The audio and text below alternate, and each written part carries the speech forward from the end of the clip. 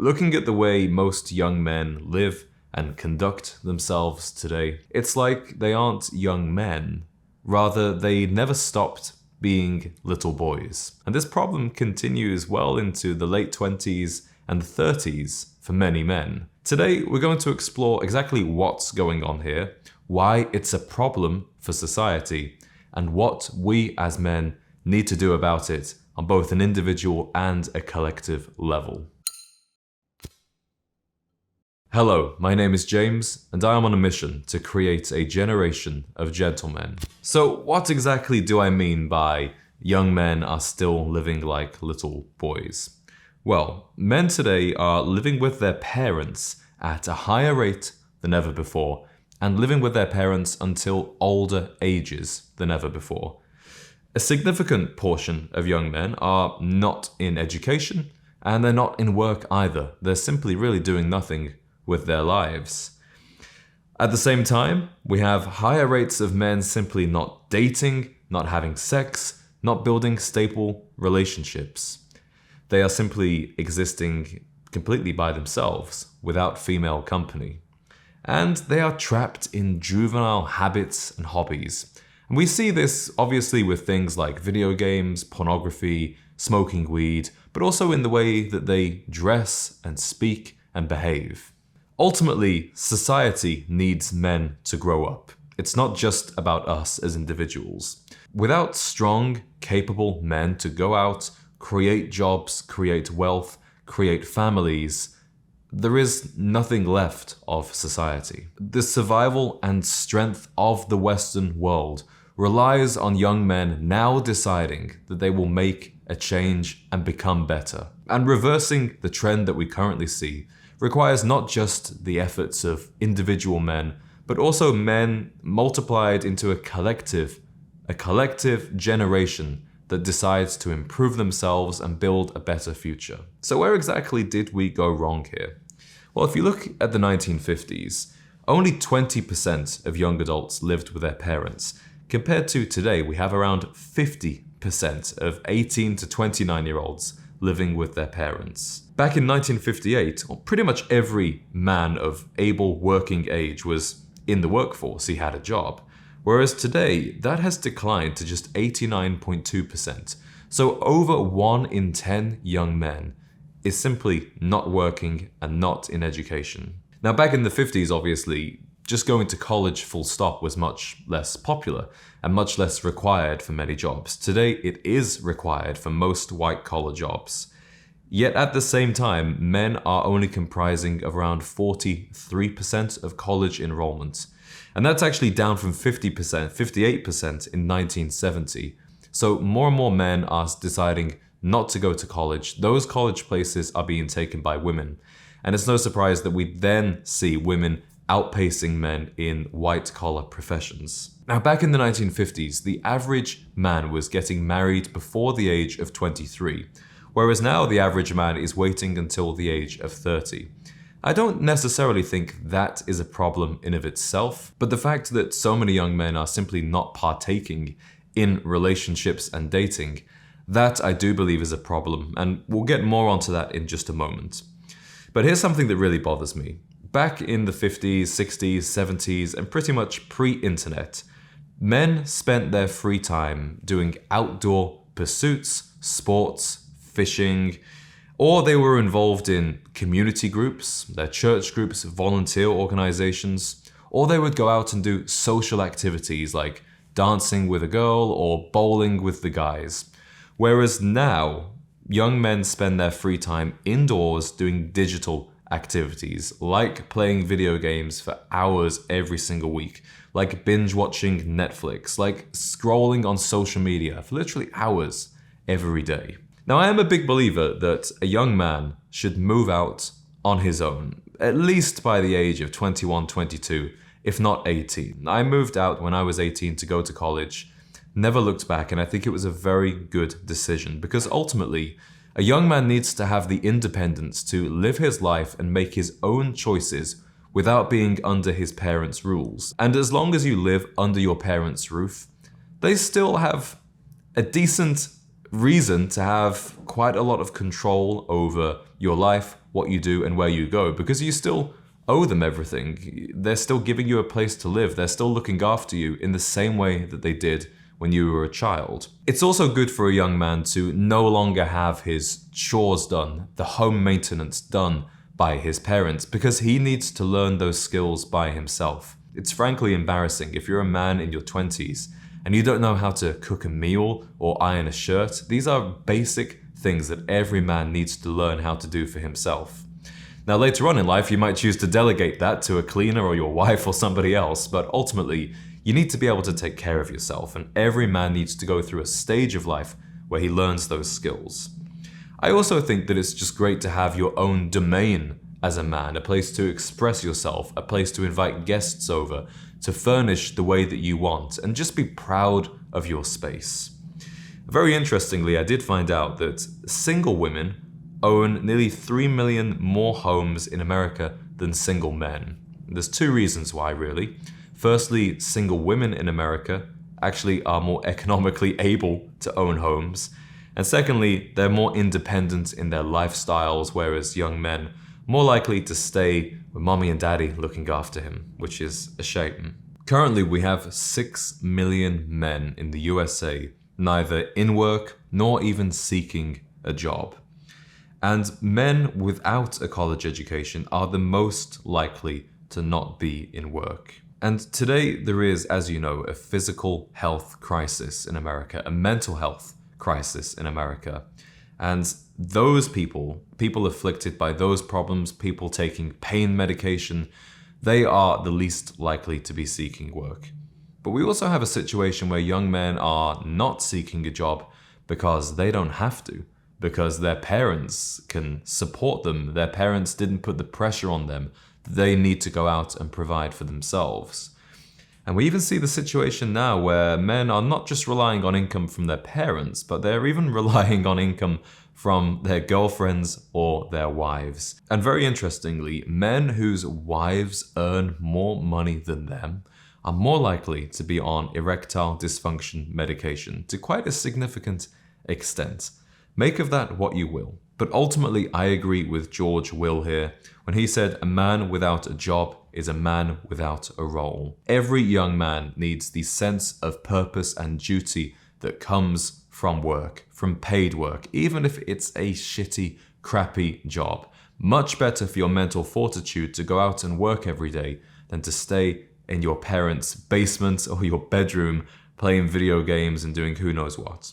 Now let's talk more about relationships, dating, and marriage, because obviously a juvenile, a teenager or a boy is not in a serious relationship. That's something for adults. Yet we see 63% of adult men under 30 are single, whereas only 34% of women in the same age group are single, which obviously means that those women are dating men over 30. And I really can't blame most women for having a preference for older men. Many of the women I personally date, I know that the other men they've dated in the past will normally be significantly older than me, in their 30s, 40s, 50s even. That's right, 20-year-olds are dating men in their 50s because men in their 20s lack the emotional maturity, they lack the stability, the success that older men have. And it's always been somewhat true that an older man will be more established, but normally that would be counteracted in terms of attractiveness by the fact that he's older and probably not in good shape and maybe has all of this baggage. Whereas today, if you compare that to a 22 or 23-year-old man that doesn't have a job, he's not in college, he has bad habits, he's not disciplined, well, of course, no woman is going to look at that man as a good prospect for a relationship. But interestingly, sexual intimacy is at a 30-year low across both men and women, but it is particularly young men that are suffering from this, and that's obviously where the term incel comes from, involuntary celibate. They would like to be having relationships with women, they'd like to be going on dates, but they simply do not, cannot, feel unable to. The problem here is if this continues, then society won't continue, because men and women need to get together so they can form families and have children and carry on the next generation. But right now, when we have young men that aren't even trying to date, and if they do try, they are not offering anything of value to the woman, then we have a serious problem on our hands. So why are young men not dating? Well, a big part of it is the fact that we live in a very socially isolated society right now. Working from home really was a big one. I mean, most people, or probably the second most popular way people used to meet was at work. That's how my parents met. They met at work. Social media keeps people alone, it keeps people isolated. It also exaggerates these negative perceptions of women and relationships. I explained in a previous video how I had a 21-year-old guy who had a $10 monthly allowance for going on dates was worried about gold diggers. And you just know that he's seen that on Fresh and Fit or Andrew Tate or something like that. All of this technology, social media, dating apps, working from home, it's keeping us alone. If you're alone, if you're not out there socially, well, dating and meeting women is just a social activity. So obviously that's going to cause problems. And today it's easier not to try with dating, to just be single. It's easier to do that than ever before. Not only because of things like online pornography, giving the brain those artificial rewards, but also society just puts less pressure on men to be married, on women to be married. Ultimately, relationships and family building are less valued than they used to be. But also with young men, if you aren't in work, if you aren't feeling like a successful, confident man, you aren't going to have that confidence to go and put yourself on the dating market. And it's also going to make the practicalities of dating, marriage, being a provider much more difficult. Now, on a more individual level, we have young men simply living a lifestyle of immaturity. And I think possibly the worst offender here is the video game. Now, I knew that young men played a lot of video games, but I didn't realize how bad it was. The average gamer plays 1.7 hours of video games every day. That's over 10 hours a week of video games. And shockingly, 40% of college students play more than 30 hours a week of video games. That's pretty much a full-time job spent playing video games. Now, pornography has always existed. People were drawing phalluses on caves with a rock millions of years ago. But today, what's happened is it's become instantly accessible, constantly accessible. And obviously with that comes some damaging effects. Now, pornography used to look like this. This used to be the pornography. Something like Playboy or Hustler magazine. And I probably can't quite show this on YouTube without getting it censored, but these centerfolds, they really aren't that overstimulating, although I'm sure to the mind of a young boy in 1967, it was quite overstimulating, but it's nothing compared to what is out there now, especially with AI, girlfriends, and VR porn. I mean, God knows what that is doing to the brain of a young teenager still in development. And now we have a situation where I think this is a massive understatement. I don't think this is a completely accurate statistic, but apparently 79% of American men aged 18 to 30 report viewing pornography at least once a month. I'd say it's probably more like once a day, to be honest with you. We have single men spend an average of 2 hours a week on pornography. Now, 2 hours a week is plenty of time to go on a whole date once a week, or spend 2 hours out there trying to meet new people. Instead, all of that energy and that effort and attention is going on something that's completely virtual and goes nowhere, which I really do think is a shame. And as a result, we have 10% of Americans displaying signs of pornography addiction. Now, not only does that cause problems in the bedroom with a potential partner, but I've noticed that men who suffer from pornography addiction also suffer from social anxiety. They suffer with their confidence, their communication skills, because ultimately, if you're addicted to something like pornography, you feel a deep sense of shame, and that shame manifests itself in everything that you do. Now listen, I don't believe today's world is a particularly easy place to be a young man. I don't say all of the things I've just said to be harsh on young men. It's also definitely not the hardest time it's ever been to be a young man. We have relative peace in the Western world. Us American men, European men, we're not being shipped off to fight in foreign wars. However, we have a very different kind of problem on our hands. The trap of comfort has never been so strong, and there are distractions constantly that pull us deeper into that trap and make it even easier to succumb to. So today, a young man must have the mental fortitude of iron to resist these temptations and resist these distractions, and simply live like a good man would have done in the 1980s or the 1950s. Ultimately, society is no longer putting the expectation on men to step up, to be providers, to be protectors.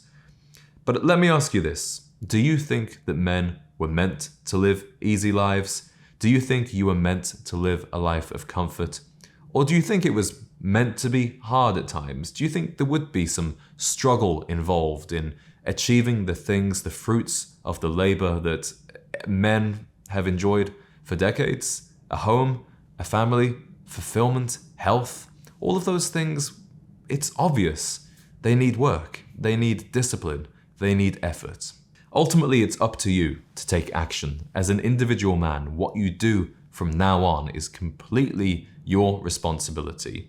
First, you need to have a vision. You need to have something to aim for. This can be as simple as a physique that you would like to have, or even a car that you wish to buy. Then you need to take action. You need to take the right type of action, whether that's with your work, the things that you do with your body, the things that you do with your mind. You need action. And you need discipline to maintain and sustain that action over time. You also need resilience to keep taking that action when you perhaps lose sight of your vision or distractions come your way. But the good news is, once you get on that positive momentum of sticking to your plan, fulfilling your actions, it only gets easier and easier because you see a positive feedback loop. You've probably experienced this before. The first time you tried to do a pull-up, the first time maybe even you tried to do a few press-ups, it felt so difficult, impossible, miserable even. But once you can do 5 or 6 pull-ups, you start to enjoy it. Then you can do 10. Then you start doing weighted pull-ups and it starts to feel really fun and cool. The same metaphor can be applied to pretty much everything in life. And although some things may be difficult about our current time, there are so many opportunities that young men have today that they didn't have access to 10 years ago, 20 years ago, certainly not 50 years ago or 100 years ago. For example, it's never been easier to access endless information telling you how to do pretty much anything you want to do, whether that is to build your dream physique, make more money, or even become more attractive to women. All of that information is out there pretty much for free as well. Now at the same time, and I kind of hesitate to say this one because it sounds a little bit sly or competitive, but ultimately, these negative distractions, they are removing your competition. For every man that spends 1.7 hours a day playing video games, that's a man you don't have to worry about outcompeting you. He's not going to outcompete you in business. He's not going to outcompete you in the dating market because he is throwing his time away. And ultimately, life is a competition. The easier other people make things for you, the easier it is for you to succeed. And although it's easy to complain about working from home or dating apps, and I have my complaints about those things too, they do provide some unique opportunities, such as the fact that, with remote work, previously if you wanted to earn a lot of money, you had to live in a very expensive city like New York or LA. Whereas now you don't need to do that. You can go and live somewhere that's affordable, take that white-collar big city salary, and start investing in real estate. Get a real head start above everybody else.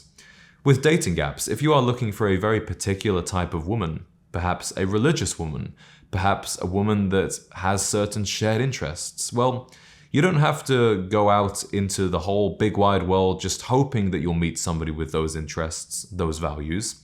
You can see right there and then if she has those things that you're looking for. So If you like something specific, then dating apps really are making it a lot easier for you. And really, I'll leave you with this.